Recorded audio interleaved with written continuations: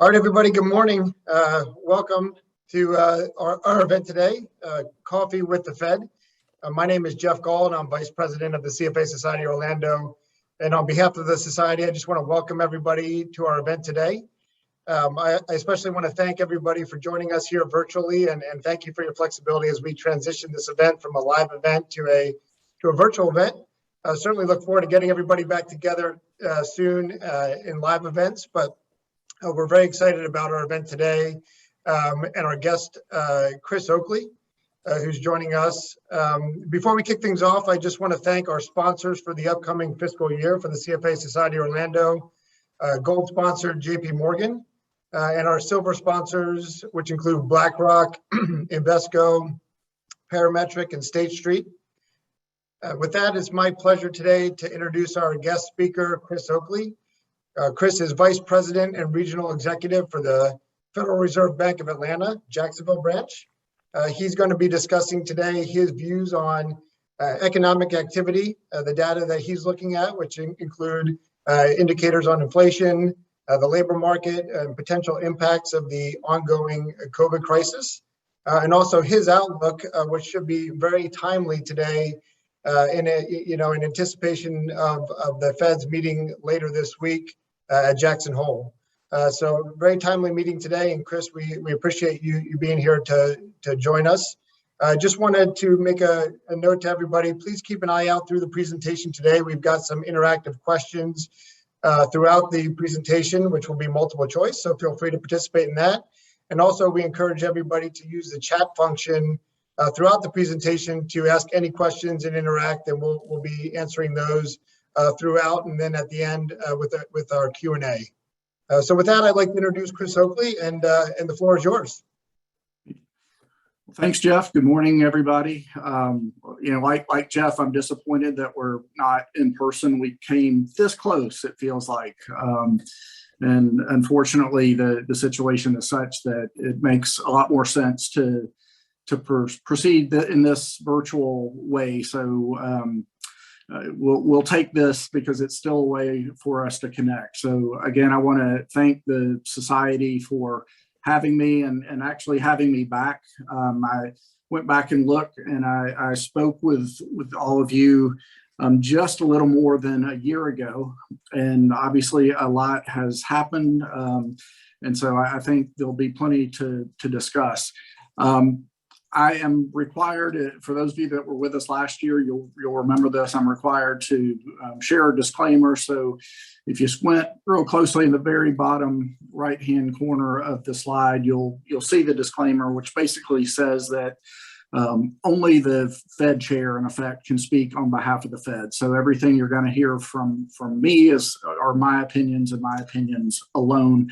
Obviously, though, influenced by the Atlanta Fed, which is where I work, as well as the many contacts, like some of you that are participating today, that we interface with. So I'm going to be covering really three kind of primary areas today. Is a real quick reminder of what the Fed is all about. Secondly, a bit about the role that I play and my team in terms of gathering anecdotal information. And then the bulk of the presentation will be on what we're seeing and as we look ahead. And of course, like Jeff said, we would love to get you engaged. So we think that we're going to be able to use a polling feature in Zoom, so we'll take advantage of that. But I'll also encourage everyone to use the chat function to provide more commentary, because obviously you can only get so much information from a poll, and we would love to get more details from you. So with that, let's move on. And like I said, I'll do a quick overview of the Fed. Just a reminder, we are an interesting entity in that we were created by an act of Congress over 100 years ago, signed into law, the Federal Reserve Act, signed into law by President Wilson. And basically over time, the mandate has been relatively stable, but evolved such that there are really two elements of it. And that's one, to contribute to conditions that will ultimately result in maximum employment, and then stable prices, and basically de-inflation and part of the mandate. Moving forward, a little bit about the structure of the Fed. I really look at us in really three different ways, and that's the different pictures you see on the slide there. The Board of Governors is the most government-like part of the Federal Reserve. They are located in Washington. I'll show you a picture in just a second of who the governors are. The 12 reserve banks that are scattered around the country function more like private sector entities, but with a great deal of oversight by the board itself. And then the leaders of those two organizations come together to form the Federal Open Market Committee, which is the policy-making body for the Fed. On the next slide, you can see these are our current governors. Again, these are presidential appointees who are approved by the Senate. They are intentionally put into terms that are long. The terms themselves are 14-year terms, and the idea is we are a non-political body, and so the terms of these presidential appointees will typically outlast the term of the appointing president. Of course, Jerome Powell is the chair. You may be hearing in the press about his term coming up. They're actually referring to his term as chair because those are 4-year terms. And so we will see if President Biden decides to renominate him or to go in a different direction. There are, you'll notice, two other vice chairs. One is the vice chair of the Fed. The other is a relatively new position, the vice chair for supervision. That position as governor has been there, but the vice chair designation for supervision is relatively new. That's a creation in the post-financial crisis world. And then one other observation I would make on this slide is Chris Waller down in the bottom center is actually a former research director at a Federal Reserve Bank. And so this is a good diverse mix of folks that have been named to these positions currently. And then obviously you can see there's one position that remains open. The next slide gives you a picture of the leadership of the 12 reserve banks, as well as a sense for the locations of the banks. You'll see that there's a concentration of banks on the eastern side of the country. I think that's reflective of where commerce was back in 1913 when the Fed was created. We supplemented over time with physical facilities, particularly in the 60s, 70s, and 80s, as the role that the bank played in terms of processing payments, checks, currency, and so on increased. Our physical footprint has actually gotten smaller over the last decade as our need for large physical locations has become less important to the activities that we do. So much has moved to electronics that our physical footprint is a little bit smaller. Again, I'll draw your attention to the Southeast United States. That's the 6th District, head office being in Atlanta. We'll go to the next slide and you can get a sense of where our offices are located. So we are somewhat unique in the system in that we have more branches than any other reserve bank. But these are not all fully functional offices. Our Nashville office, for example, is located on part of a floor in an office building in downtown Nashville. And to contrast that with Jacksonville, where I'm from, where we're a fully operational branch. And again, that's just based on what the needs are of the geographies that we serve. See a picture there of my boss, Raphael Bostic. He is the president and CEO of the Atlanta Fed. I still think of him as a newbie. He's been with us a little more than 3 years, I think. I say that just because so many of us have been around the system for decades, but I think it's important to note that Raphael had some experience with the Fed in a role that he played at the Board of Governors many years ago. And I can tell you he has dived into his role and I think is recognized throughout the country now as one of the more impactful participants as well as speakers among those groups. And I know this particular society is very familiar with Raphael because he participated in a podcast actually early on in the pandemic. So moving to the next slide, just kind of wrapping up the overview. Here's a snapshot, I think, of the things that we're primarily involved with. And I won't read all these to you, but you can get a sense for the fact that the Fed does more than just monetary policy. So there's the piece that you read about every day in the Wall Street Journal and other places, but we're involved with a number of other things. And I think that's important to recognize as well. Moving on to the next slide, one of those other things is the Regional Economic Information Network that I referenced that I'm very involved with, as well as counterparts around our district. This initiative is somewhat unique to the Atlanta Fed. It was started about 12 or 13 years ago, and the idea was really to take advantage of the very large geographic footprint that we have, as well as the relationships that we have in our district. I'll mention that each of those offices that I showed you a few minutes ago around the Southeast has its own board of directors. At the branch level, these directors serve primarily as advisors in terms of what's going on with the economy. They are obviously able to speak from the perspective of their organizations, their industry, but also their geography, the footprint that their markets incorporate. Knowing that we had this built-in network, we decided all those years ago to put our foot on the gas and to really grow this into something that allows us to have real-time information flows from now a network of contacts that number somewhere in the neighborhood of 800 to 900 across our district. So these are folks that we reach out to typically about once a year, but during periods of time like the ones that we've been through recently, the great thing about these relationships is that we're able to interact more frequently. The idea here is that getting feedback from our contacts allows us to, in some ways, stay ahead of the data. When things in the economy are moving very quickly, the data tends to lag. And so having this ability to reach out to folks from around the Southeast allows us to get some insight into things that are changing that aren't showing up yet in the data. The next slide gives you a very simplified view of how this process works. RAIN, I would say, is up there at the 12 o'clock hour, representing the public. We're gathering that information over the course of each FOMC cycle, which typically lasts from about 6 to 8 weeks. That culminates in our branch boards of director meetings, where we are using that group to kind of validate the information that we've gathered during that period of time. We then share all of that information with our broader research colleagues. So these would be our economists that we interface with, the various analysts, and so on.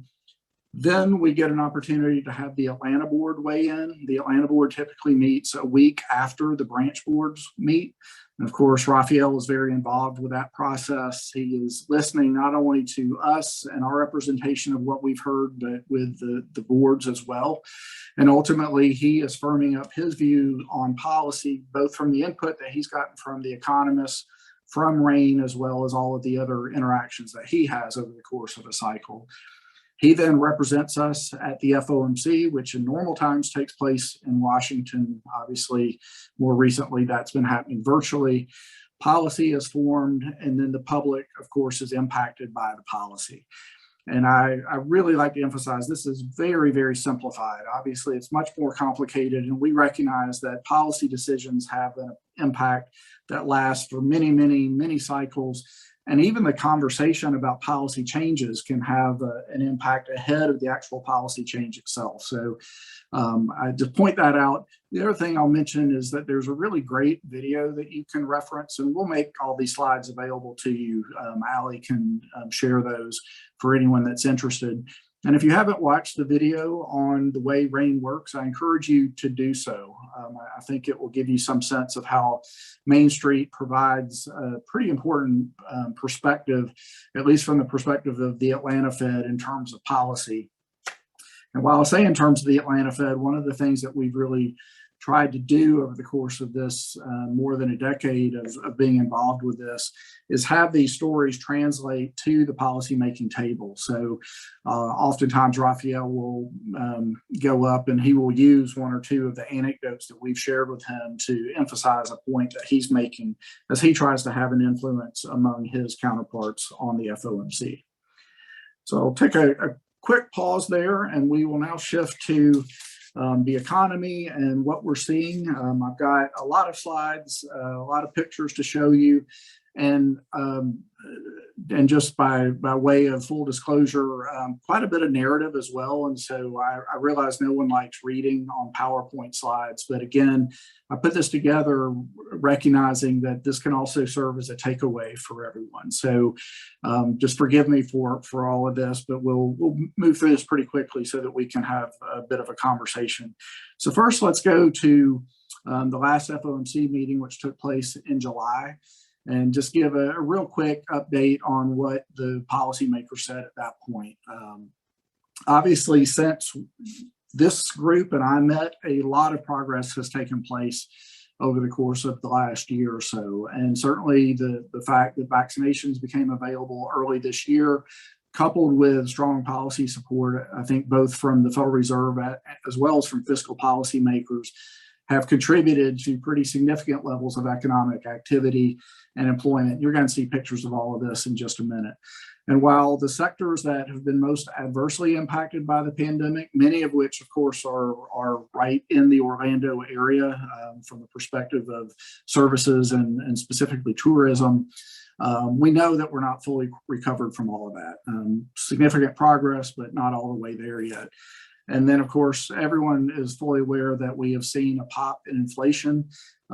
We continue to think that this is largely transitory, but again, we'll be interested in your viewpoints on that. Conditions remain accommodative. Obviously, the Fed is still at near zero interest rates, and we continue to be active from an asset purchase perspective. The idea there is to support the flow of credit to households and businesses. But again, we're taking on the feedback that we're getting as well as the data as we think about when to begin removing some of that accommodation. I think this time together today, the fact that we're doing this virtually, really emphasizes the point in the second bullet, which the economy continues to very much depend on the course of the virus. I think that if you're like me, I was feeling like we had gotten over the hump a few months ago.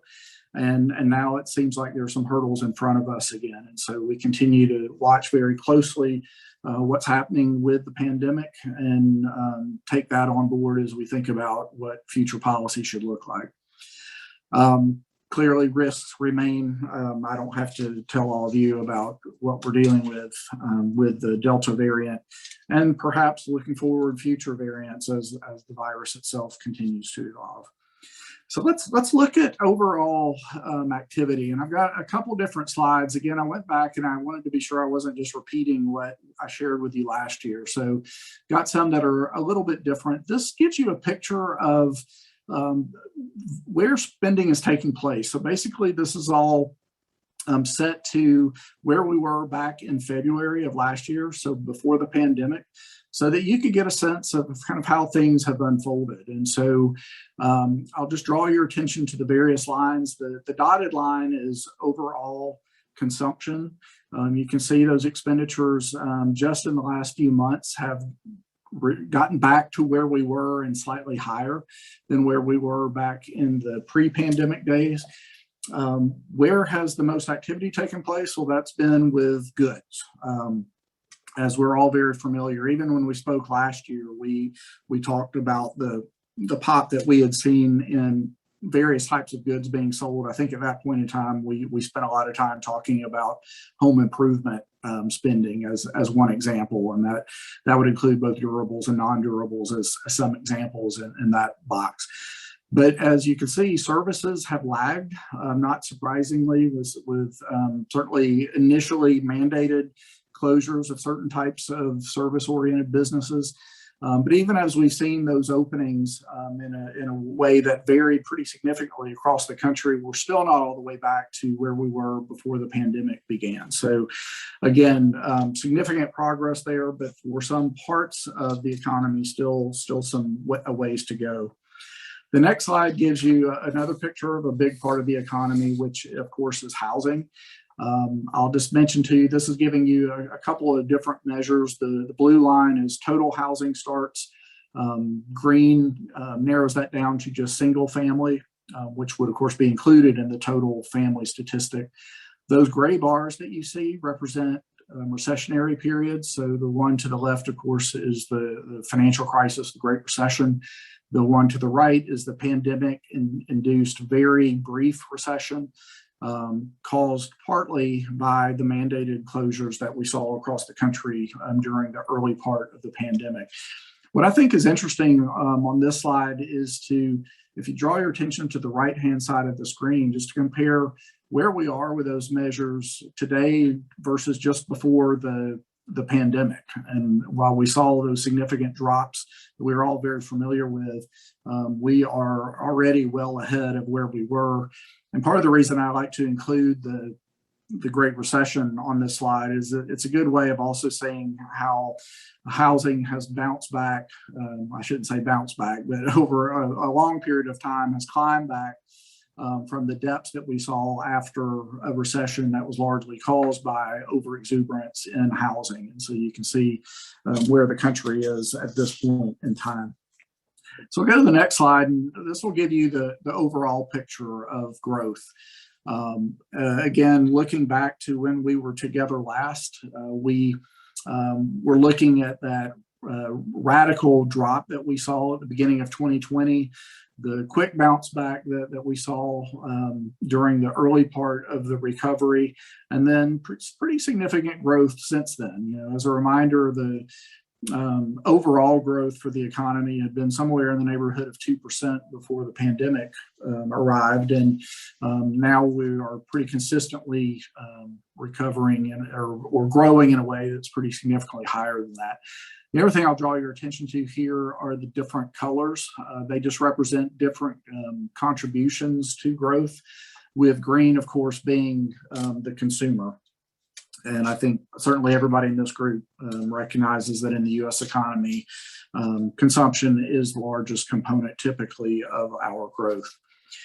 And then one more slide in this section is a picture of what the committee thinks is going to happen. So this is from the Summary of Economic Projections.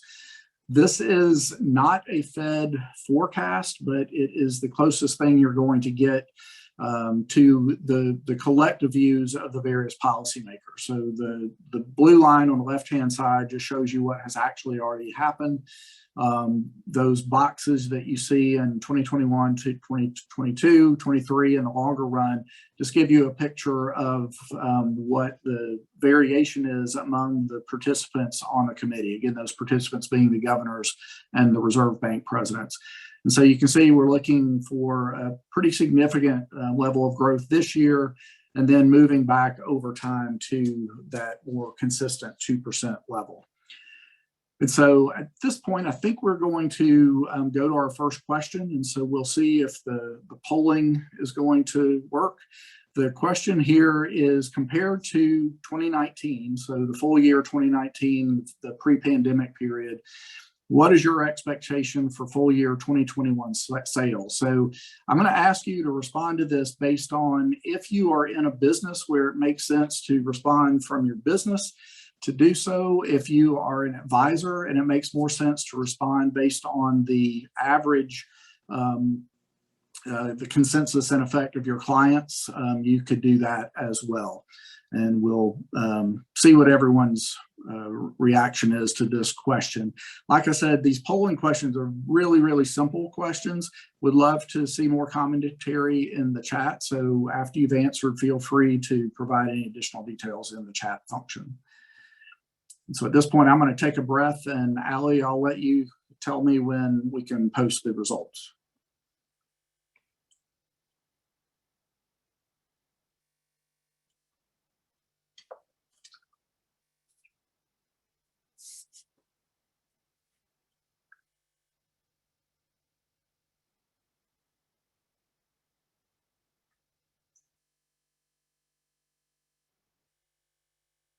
All right, this is working beautifully. So my thanks to the CFA folks that pulled this together. This is great. So as you can see, vast majority of your responses there, nearly 3/4 expecting activity to be higher. And I think this is significant because, as you'll recall, 2019 was a very strong base year. We purposely aren't asking people to compare to last year because there was so much noise there. So looks like a little less than 10% expect same level of performance, and about 20% are still being challenged. And again, don't have the time to try to break it down, but my guess would be that those that were in the lower category are likely providing some type of services. So Ali, thanks for that. Let's move on to the employment part of the conversation.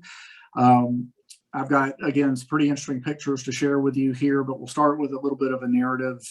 Again, this is old news for you, but July, we have seen another really stellar month in terms of people being put back to work. Nearly 1 million jobs were filled in the last month where we have data.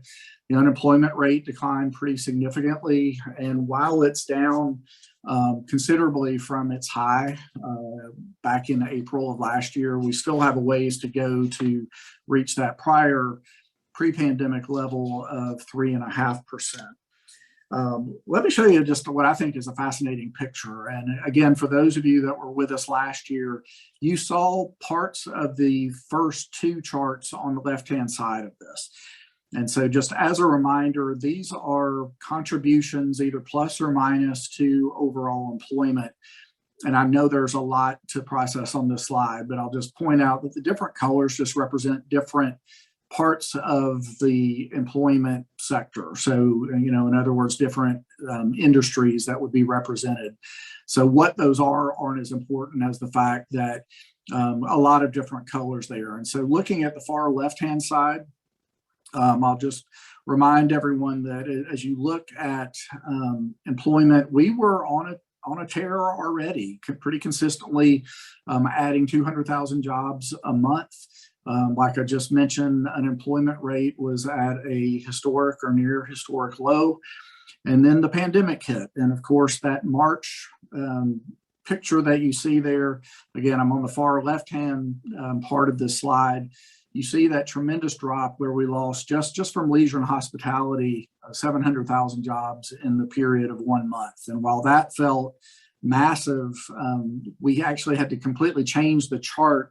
So now I'll draw your attention to the middle chart. So that March has now been resized. It's on the far left of the middle chart because we had to somehow figure out how to fit April in there, where the country lost 7.5 million jobs over the course of 1 month. And again, a tremendous part of this were mandated closures. You know, the governmental entities, both at the federal and state and local levels, were all making decisions, you know, based on the information that they had at that point in time in terms of how to stop the spread. We all remember that. And then as we got through April, some of those mandated closures were removed, and you began seeing some return of jobs over the course of those next few months. And then I draw your attention to the far right-hand slide where we're able to get into a chart that is a little bit more consistent with our broader recent history. And you can see that we've continued to, especially in the last few months, see pretty significant levels of growth. With the last 2 months in particular, seeing nearly 1 million jobs added in each of those months. And I can tell you from the conversations that I have with my contacts that those numbers could likely be higher if the supply of labor were higher. So more to come on that in just a moment. But let's go to the next slide. And let me just show you a couple pictures of both employment and labor force participation.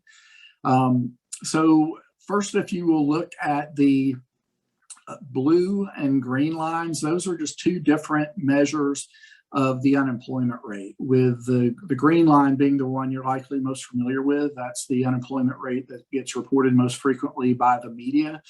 The blue line is just a broader measure of unemployment, which includes folks that aren't counted in the green line because they didn't actually seek employment during the particular measurement period. But based on past experience, we're pretty convinced that these are people that would actually like to be working and just for whatever reason weren't seeking a job during the measurement period, or perhaps were unemployed because they didn't want to be. There's some, for example, from a part-time perspective, you've got people that may be wanting to work part-time, and then you've got elements of people that are working part-time but would like to have more hours. So there are different things that are showing up in that line. But I think the broader thing that I want to point out to you is, again, using those gray bars as recessionary periods, you can see the severe impact that we saw initially, and then the pretty rapid decline in the unemployment rates by both of those measures to get to where we are today. The other line I want to draw to your attention there is the labor force participation rate. So on this one, we're actually using the data on the right axis. And you can see from the financial crisis period, the 08-09 period, we had been on a trend of labor force participation rate for about the next 5 or 6 years, continuing to decline. And then that had stabilized and had been growing very, very slowly over the course of the last couple of years. And then, of course, the pandemic hit, and we're pretty significantly below where we were ahead of the pandemic. Labor force participation is just what it sounds like. This is the percentage of working age people that are actually participating in employment markets. And obviously, this ties into the comment that I made on the last slide, where the supply of labor currently is somewhat constrained. And so we're looking for that 61.7% to hopefully continue to increase as people come off the sidelines and get back into the labor force. And again, I'll give you some commentary in just a second about some of the reasons that we think that currently that number is a bit lower than hopefully it will be going forward. First, though, I want to show you a picture of the various reasons for unemployment. And I showed you a version of this slide last time. Of course, last time we were together, it only went through July of 2020. What this is showing you is the blue line is, or the blue color in each of those columns is representing what survey participants indicate are other reasons they are unemployed. And you can see during recessionary periods, so going all the way back to February, for example, last year, you always have people that are unemployed for various reasons they describe as other. The orange area are those that indicate that they have been permanently laid off from their position.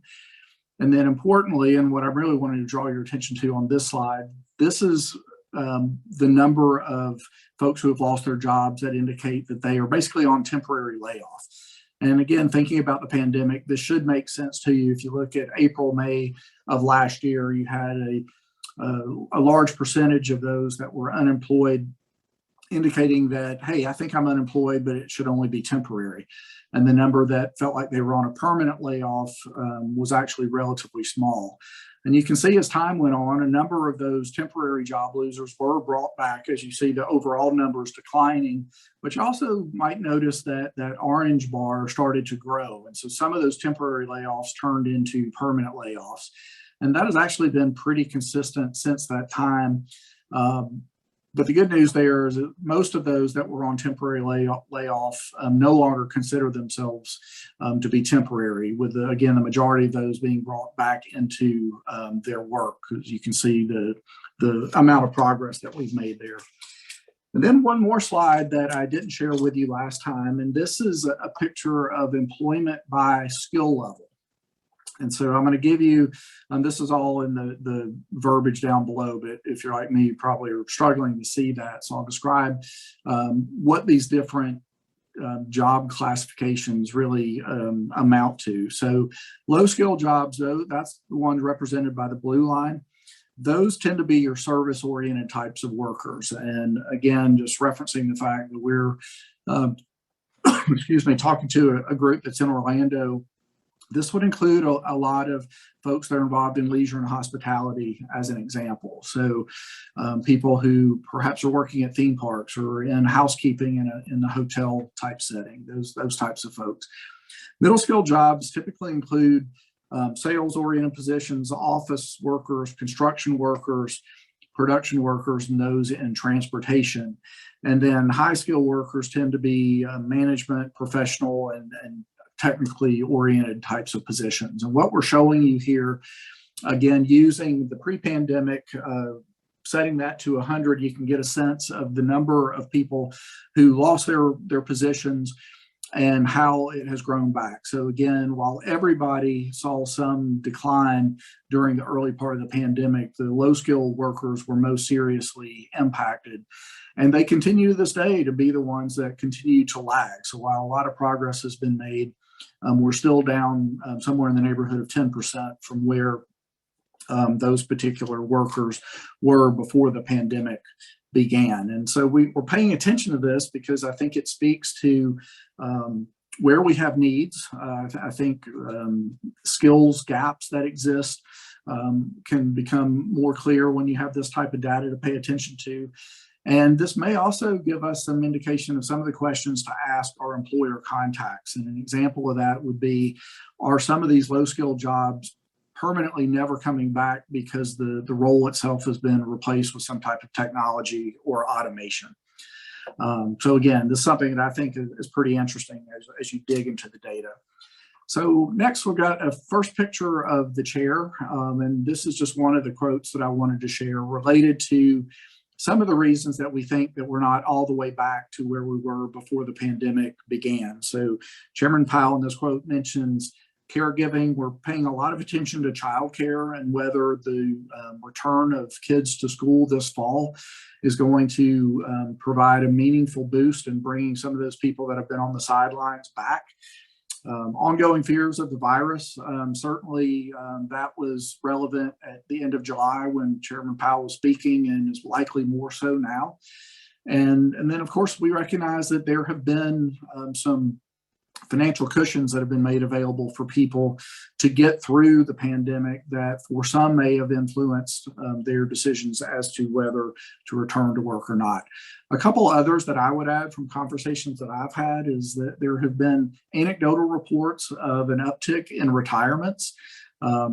This makes sense if you think about it. You've got people who are closer to the ends of their careers that are recognizing that there may be some risk to their own health in terms of going back to work, or perhaps just their sense about what is most important to them has shifted as a result of some of the personal issues that people have dealt with during the course of the pandemic. We've also heard a lot about people's preferences on work changing. I think there have been a number of folks that have been sent to work from home. I'm one of those people who perhaps have decided, hey, this is the way I want to work going forward. And so if their employer is requiring them to come back, it may be having some impact on decisions as to whether they want to come back with that employer or take a break and then perhaps find a position elsewhere that will allow them to continue working from home.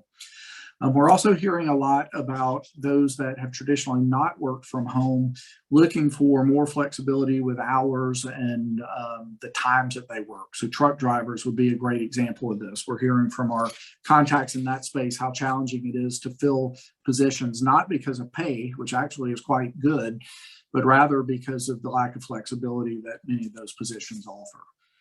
So the next picture will give you a sense of what the committee thinks. So again, this is from the Summary of Economic Projections. In this case, we're looking at the unemployment rate, elevated in 2020 with significant progress made in 21. And then you can see what the consensus of the committee's view is looking forward. And then we will move to our second question of all of you, which has to do with labor. And so we'll throw the poll up there. Again, from a labor perspective here, again, we're talking about the pre-pandemic period compared to 2019. How challenging is it for you to fill positions? So when you have openings, is it about the same as before the pandemic? Is it more challenging or is it less challenging? And again, there's a lot we could dig into here. So if you answer that it's more challenging, we would love for you to put into the chat some of your views as to why that's the case. These may be input you've gotten directly from those you're trying to hire, or it may be your own speculation, but would love to hear what you're dealing with there. So feel free to put that in chat if you like. And so I'll give everybody a minute, and Allie, I'll leave it to you to decide when to post the results.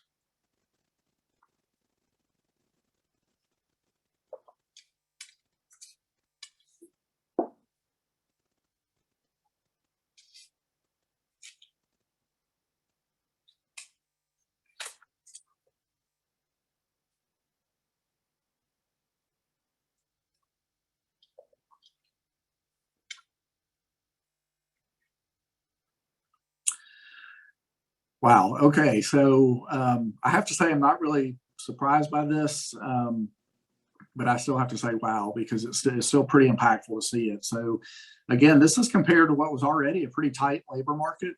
We were getting similar complaints back in 2019, but almost all of you see this period as being more challenging in hiring. And again, I think some of the reasons that I mentioned a minute ago may be contributing to that, but would love to hear your thoughts again. So feel free to chime in via the chat function. That's really powerful. And by the way, I mentioned this before the broader meeting started with all the participants, but I will be sharing these results with my colleagues. So this will become a part of the RAIN effort that I described to you earlier. So the last part of the presentation that I want to walk it through is on inflation. So there are, as you know, many different measures of inflation. The committee's preferred measure is the Personal Consumption Expenditures Price Index. And so I've got a couple different views from there. The one that you're probably most familiar with is green. That's the core PCE, and that's the one that strips out food and energy. But as you can see, even there, that's quite elevated. But another one I'll draw your attention to is the trim mean PCE. This strips out a bit more of the volatility, because of any given month, it actually takes a look at all of the various individual price changes, and they're sorted from which fell the most to which grew the most during that period. And then those most extreme examples are stripped out. And so it's often compared to how certain sporting events at the Olympics are judged. I mean, think of figure skating, for example, where they lop off the most extreme judgments in terms of the performance. So here you see that is much more aligned with the 2% target that the FOMC has established. But again, the preferred measure by the committee itself is PCE. And so certainly by that measure, we are seeing some pretty significant movements up. I think the question that we are most interested in is this momentum going to be sustained, or are these one-time step-ups that will either likely revert down? A great example there would be lumber. I think even when we spoke last year, lumber was already elevated. It continued to increase up until a couple of months ago, and then we began to see some normalization in that space. But clearly there are plenty of areas right now that remain elevated. An example I can throw out is used cars, for example, I want to say are up significantly year over year. Now, we got a couple things going on. Take a look at where we were a year ago. You can see that we were well below the 2% target. So some of this has to do with what you're comparing against, since these are year over year changes. So for many of these reasons, including the view that a lot of these supply chain issues are likely temporary, the committee's view in general has been that these increases are transitory. But again, very interested in your perspective there. I can tell you that at a minimum, one of the things that I'm hearing is that the definition of transitory has changed. If that, we used to think that was 3 to 6 months. Many of my contacts now are saying, I do think these are temporary changes, but they're likely going to persist for maybe 12 months, and in some cases even beyond. Another picture I wanted to show you is an Atlanta Fed measure on business inflation expectations. And I think this one's interesting for a couple of reasons. One, this is the only measure of its type that looks at what businesses expect their year over year costs of doing business to look like 1 year out. And part of the reason I want to share it with you is this has been super consistent for many, many years, right around 2%. You can see it's the month-to-month variations, but generally very closely tied to the 2% number. And obviously, more recently, you've seen that bump up. And so we're paying a lot of attention to what our business contacts are saying. Seen a bit of a normalization there, but something we continue to watch very closely. And so the next slide, another quote from the chair, and on my notes I wrote transitory but, and this is the but, that we recognize that there's a possibility that inflation could turn higher and be more persistent than we currently expect. And so that's why we ask a lot of questions about this. We pay a lot of attention to the data, and the committee itself gives it the ability to shift gears if time goes by and it becomes clear that folks thinking about inflation, actual inflation, ends up moving forward on a more persistent basis.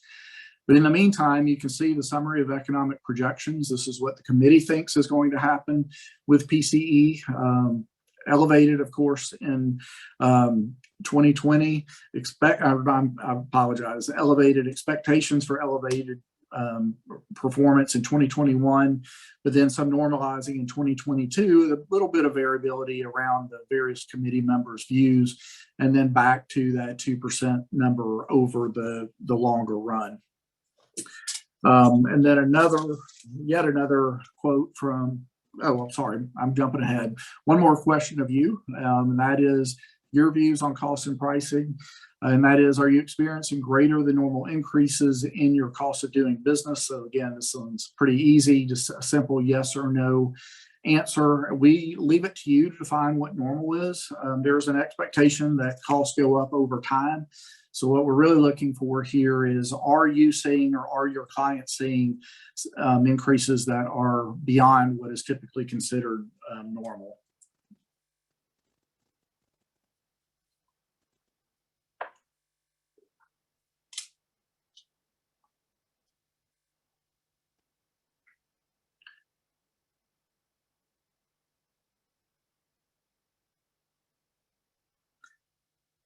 And I'll mention one more time that we'd love to get your commentary on this in the chat feature.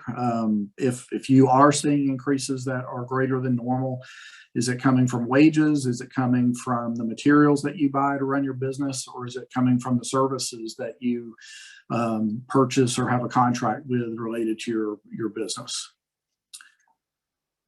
And so here, okay, so this is really interesting to me. I'm not surprised that the majority are seeing increases, but I will tell you this aligns very much with the broader collection of contacts that I speak with, in that based on this poll and the one we did just a moment ago about labor, the labor situation actually tends to be more top of mind for most contacts than the cost situation. Now, having said that, this is pretty significant. I mean, well more than half of you are seeing increases that are beyond what you would consider normal. And so, as I mentioned earlier, we'll be watching very quickly or very carefully as to whether we think these are temporary or not. So if you'd like to provide your view on whether you think your increases are temporary, feel free to do that as well. And so now one more picture of the chairman. Again, a lot of verbiage here. What I'm trying to do is to paint a picture for you about what the expectations are of the committee, and how some things have changed. So I'll go into this in just a little more detail in just a moment, but wanted to give you the feedback from Chairman Powell himself about an expectation for inflation to run a little bit above 2% for some period of time. And why that's important is because the committee actually changed the way it views its expectations for inflation over time. So this is what we call a policy framework change that was announced right around this time last year. Can't remember if we talked about this or not, but the idea is we've got this 2% expectation, but just like inflation has run somewhat below 2% for a period of time, a period with inflation running above 2% should also be allowed as long as it's not too significantly over 2%, and that the momentum of the change isn't extensive. And so that's part of the reason that the committee is paying such close attention right now to what's going on with inflation, because we're trying to figure out whether we're in this phase where this is a temporary move above 2%, or if this is going to be persistent and be persistent well above that 2% level. I think that will get the attention of policymakers. So I'm going to very quickly go through the current policy position, and then we can chat a little bit. First off, I think everyone's aware of the fact there are no changes to the Fed funds rate. There's honestly no expectation that there will be changes to that element of policy in the near future. But on the next slide, you take a look at the asset purchases part of policy. So again, I'll emphasize that this is extraordinary types of policy making. This is when you have a crisis, you're whipping out the tools, and in this case, a tool that was developed and fine-tuned during the financial crisis, which is large-scale asset purchases. This is the part of policy, as you know, that is getting all of the conversation right now related to when the appropriate time is to begin tapering these purchases. Some more to come on that, but just as a reminder, these are asset purchases of Treasury securities and mortgage-backed securities, and this was done in an effort to provide assistance to ensure markets function smoothly, as well as to ensure the flow of credit to business and individuals. We can go to the next slide. Go ahead to the next slide, and then finally, I wanted to give you a sense of what the committee is looking at as it thinks about the beginning of removal of certain types of accommodation. Chris, if you'll click the next, there's one more. There you go. I just want to draw your attention to the 4 areas that the committee is paying attention to. And again, when I talk about the committee, I am talking about all of the individual participants on the committee. That are informed by their own research, by the research of their banks or their staff at the board, as well as the feedback that they're getting from their various contacts. But public health conditions, labor market conditions, inflation, and then financial and international developments are all things that are top of mind with the committee. And then the final SEP slide that we'll share with you is what's referred to as the dot plot. Typically, I just show one of these, the most recent one, but in this case, I thought it would be interesting to show the last 2. So as a reminder, the summary of economic projections are released every other FOMC period. So about once a quarter, you get one of these. And I just wanted to point out here that you're seeing some movement forward in terms of expectations by individual participants as to when it will be appropriate to move the Fed funds rate. So again, this is not a forecast or a promise. It's just a projection of what individual committee members think is appropriate policy at a given point in time based on what they know at that period. And many of you have heard me say I often compare this to predicting the weather. Weather predictions change when conditions change, and I think it's the same with these monetary policy projections. As committee members get more information, conditions on the ground change, then their own views are tweaked. And in this case, you see some movement forward in terms of when committee members think that we will have liftoff in effect. The other thing I'll draw your attention to is the far right gives you a view of what the longer run expectations are for the Fed funds rate. For the work that many of you do, I think that's particularly informative as it gives you some sense of where longer term interest rates are likely to land. And then we'll go to the next to the last slide is just a bit of marketing. I know you're all connected today via technology. If you don't already have the Economy Now app, I encourage you to go out and pull that up. It provides any number of information from the Atlanta Fed that I think you'll find useful, including GDP Now, which many of you are familiar with. That's one that gets a lot of attention by the financial press. So with that, I think we are now to the question slide. So I'm going to, again, take a breath and a sip of coffee, and we'll see what everyone wants to talk about.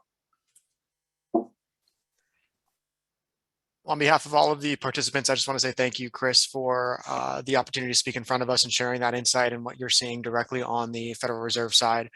We have had a few questions come in. So if you're ready, Chris, I'll go ahead and start firing some of them away. Sure. So first one's related almost directly to what we just talked about with Jerome Powell and that 2% rate and some of the tolerance that the current FOMC is looking at in regards to how high inflation can go above 2% for a period of time. Question here is, can you shed some light on how many years the Fed is looking at prior to current times to compute this average of 2% and how high the Fed is willing to tolerate inflation in order to get to that long run 2% target that they're currently looking at? Yeah, Frank, whoever asked that, it's a great question.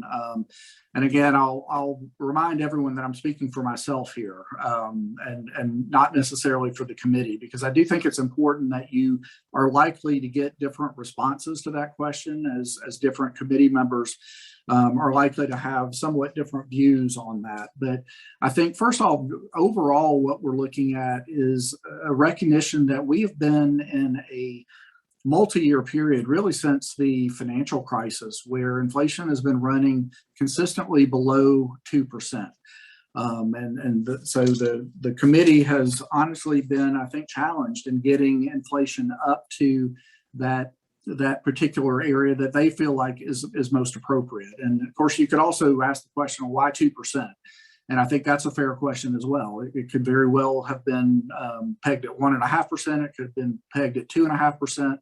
I think the bulk of the committee felt like 2% was reasonable in that is far enough away from zero. So in other words, it buys you a little bit of insurance from being not deflationary, which is something no modern economy wants to be dealing with. But isn't so far above zero that it impacts either individual or business decision making. And so I often, with average groups out there, will talk about, if you have the opportunity to buy a bicycle this year at $100 or the same bike next year at $102, does that change impact your decision making? And to me, that's an easy way of thinking about probably not. And so that's where, for me, that 2% comes in and makes a bit of sense. Now, specifically back to the question, I think from the perspective of our bank, and Raphael has talked about this quite a bit, that we're going to look at inflation over the period of the next several months. So, we are in a very, very unusual period, and we recognize that when you dig into the data, these extreme movements that you're seeing are being driven by a very small subset of prices that are extreme. I mentioned used cars earlier as one of those that is really driving some of those inflation data points up. But again, we think that is likely temporary.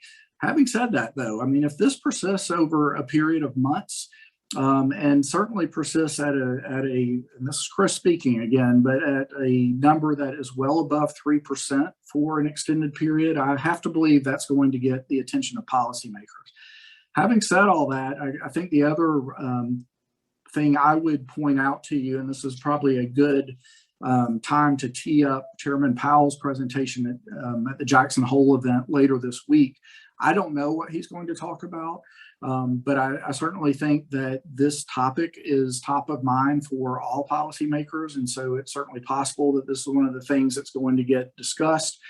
And the reason I'm bringing this up is from the conversations that we're having with our contacts, and referencing back to the point I made earlier about the definition of transitory or temporary getting extended a bit, I think is influencing the way policymakers are thinking. And so you've heard some rumblings about, I'm trying to remember Chairman Powell's exact quote, a while back, he was talking about, we're not talking about policy or thinking about changing policy. I think at this point they are talking about policy, and it is possible that we could see some movement, particularly from a tapering perspective, based on events as they unfold. Now, having said that, one more, I guess, cautionary note, and that is I think back to The way the economy is unfolding is very much being influenced by the pandemic itself.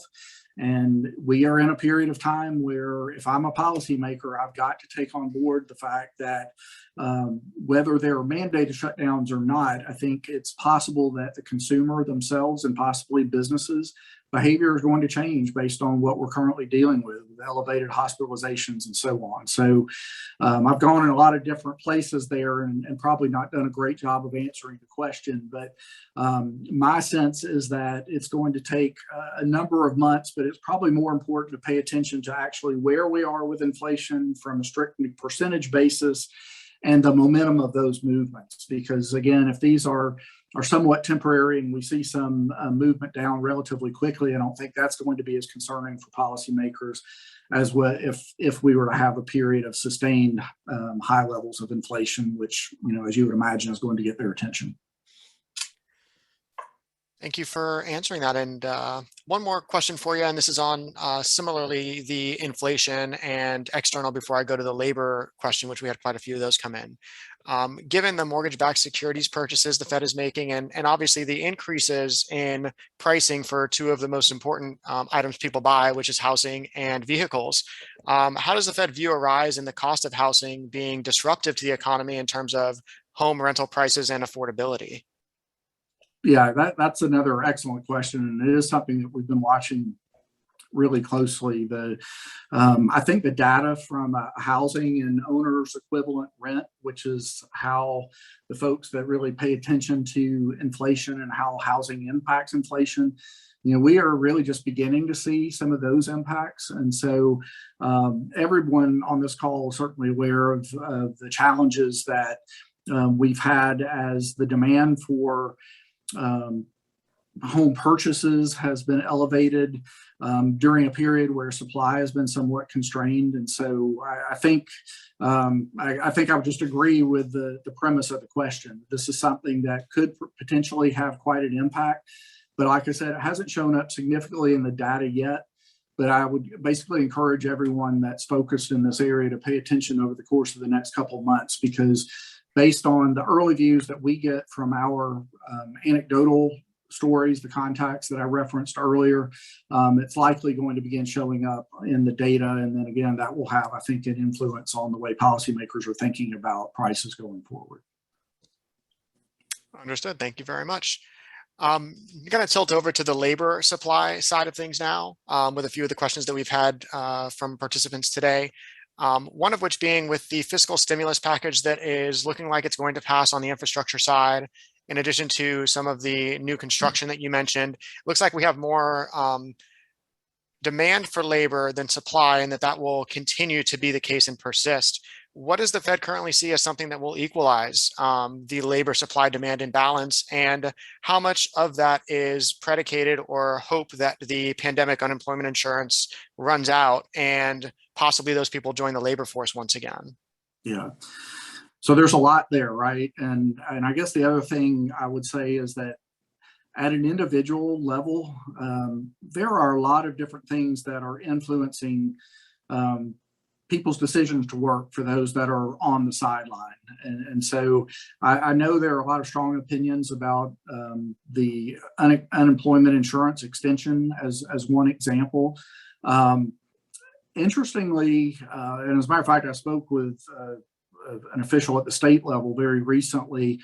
We have not seen yet that Florida's early removal or stepping back from providing access to those federal benefits has had a significant influence yet on people's decision to work.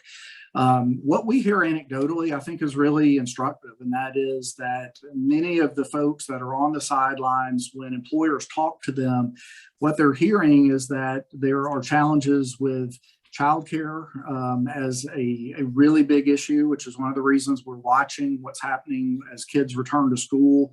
And especially given the uptick in cases and decisions that various school districts may be making, if either there's a mandated move to virtual schooling again, or parents decide just on their own for their own kids that this is something that they feel more comfortable with, that could perhaps create another delay in terms of those that you would expect come back into the labor force.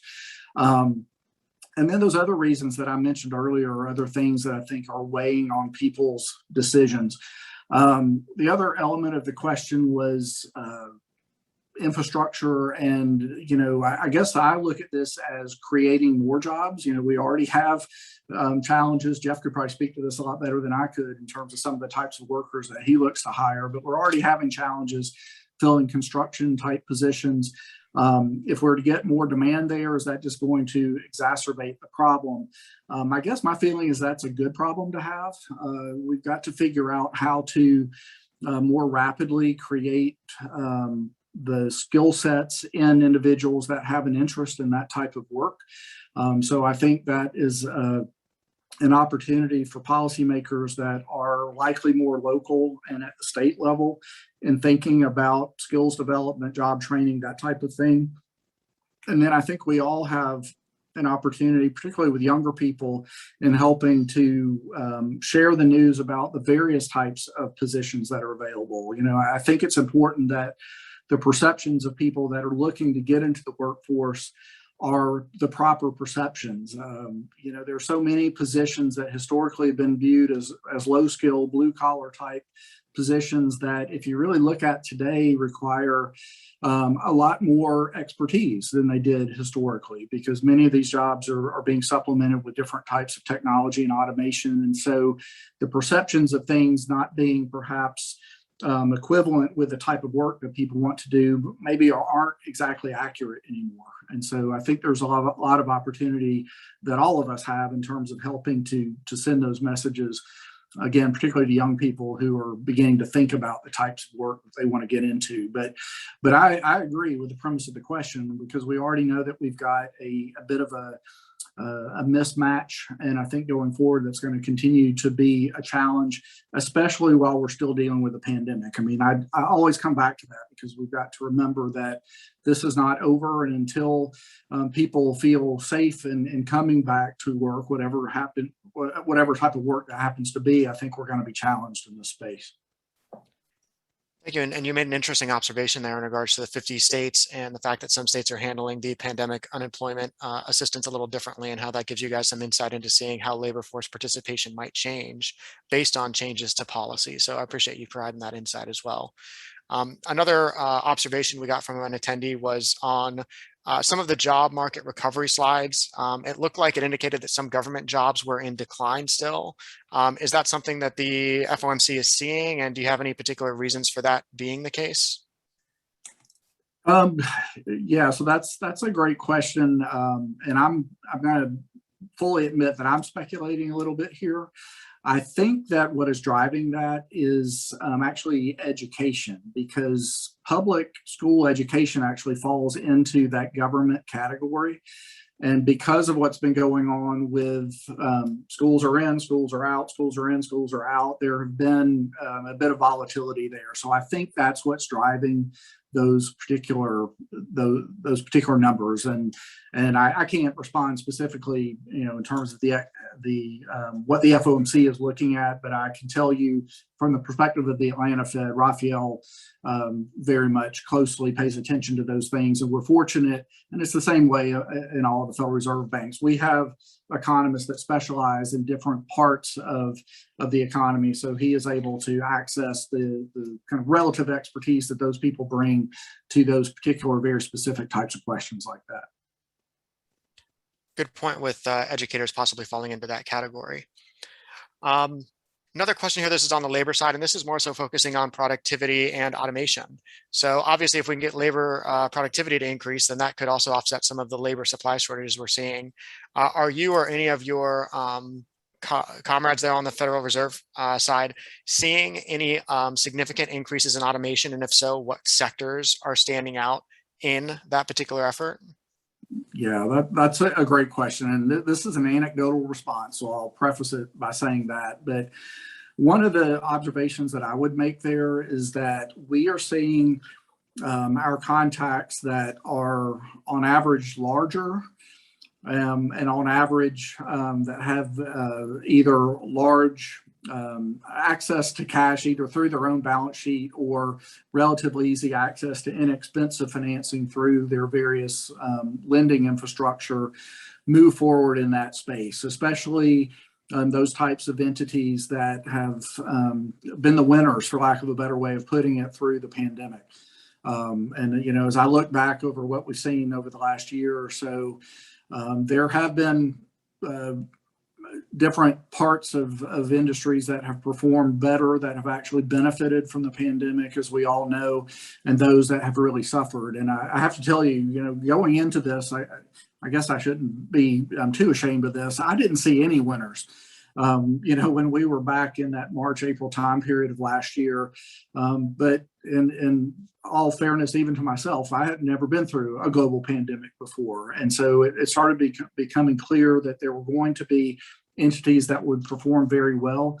And generally, those are the ones that are in a position to invest in that type of thing. And I'm going to give just a really simple example, both from personal experience as well as from talking with executives that are in this particular sector. And that's with grocery stores, you know, and you don't think about a lot of opportunity for productivity improvement and automation and so on with that particular industry. You know, we all have to deal with it, right? But if you look back at what's happened over the course of just the last year, the number of just self-checkout kiosks that have been installed in stores that we all take advantage of, for those of us that are still actually going into stores. Of course, another element of that would be changing the way that you're making those kind of purchases altogether. But those are the types of things that we're seeing investments being made. Probably the things that most people's minds go to more frequently would be manufacturing, and I would put distribution in that space as well, as we see more and more permanence in the way people make certain types of purchases, where you're going to an entity that provides you with direct delivery of purchases. A lot of the work that was done just a couple of years ago that was done very manually has been automated. So tremendous amount of investment there as well. I'm blabbering on about this a little bit just because I also want to contrast the fact that the smaller guys and those entities that have been challenged during the pandemic are certainly not in a position to do that. And so there are kind of haves and have-nots in this space. And so on average, I don't know that we've seen the amount of CapEx investment pop, even though there is a lot of money out there in the market, both, again, on average on business balance sheets as well as in the banking system. But there's still a fair amount of fear and trepidation out there in taking risks at this point. And so the bigger part of the question, I think, had to do with productivity, and I do expect us to see some movement there. But again, these measures are always averages, and I'm not sure that over time we're going to see the type of movement that we would see until we can get all types of businesses involved with that type of investment and willingness to make those kind of bets. A good point and great commentary there. A couple of other items here before we do let you go, as we're approaching the end of our time here today, and we want to thank you very much for spending the last hour and a half with us. We spoke specifically about lumber and how lumber prices went up significantly and have returned back to a more normal state. Obviously, there's anecdotal evidence about chip shortages that are out there and automakers reducing their ability to create new vehicles for consumers to purchase. Also along those lines, we've seen shipping costs obviously fluctuate significantly, but remain elevated. So from the Fed's perspective and from your perspective, what do you see as the items that would give pause to the transitory discussion of inflation? What do you guys see as, okay, if this particular item or that particular item happens, that'll be the first sign to us that this isn't transitory? Yeah. You know, I think for me, the easiest way to respond to that is not so much focusing on a particular item or even the period of time that a particular item's cost might be elevated, but more how it impacts expectations, because that's an element of this conversation that we really haven't touched on yet. But the expectations of people making purchases has a big part to play in, over time, what inflation actually ends up looking like, because expectations, if they get grounded, ultimately turn into truths over time, for lack of a better way of putting it. And so I think if people that are making these kind of decisions see that, and I'll use an example of mine that's kind of top of mind for me because you mentioned shipping. One of the responsibilities that the Jacksonville branch has is to coordinate a trade and transportation advisory council that's made up of people representing different parts of that industry from all over the Southeast. And, you mentioned shipping. There are a lot of moving parts literally going on in that particular industry that is causing prices to be elevated. But the folks, the powers that be in that space, for the most part, are seeing that many of those increases, even as the timeframes have become extended, they still see them as being temporary. And so if they are convinced of that, and even if temporary means another year out, but their expectation is we get into 2022 and at some point those prices begin to normalize, then that's keeping a lid in effect on expectations, which I think can be helpful from the perspective of what inflation ends up looking like over the medium and longer term. But if that gets somehow out of kilter and that ends up not being the case, and all of a sudden I have a lot of people telling me, you know what, this is stuck.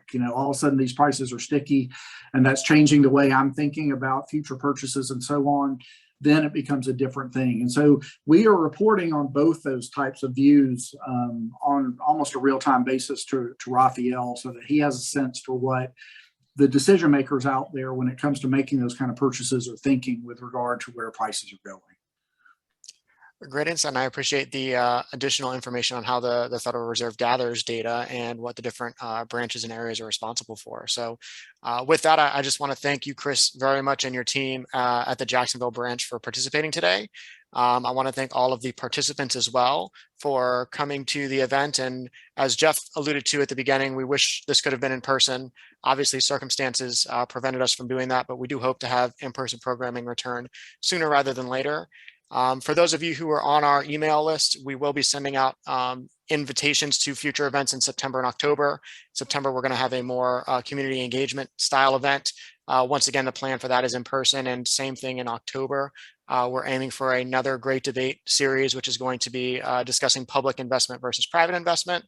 And once again, I want to thank Chris and state, thank you for sharing what the Fed does and sharing the fact that you guys aren't just a bunch of folks in a room without any ear to the ground. And, a lot of the recommendations and policy proposals you all make are very well thought out. So with that, thank you everybody for attending, and I hope you have a wonderful morning, and we hope to see you at future events.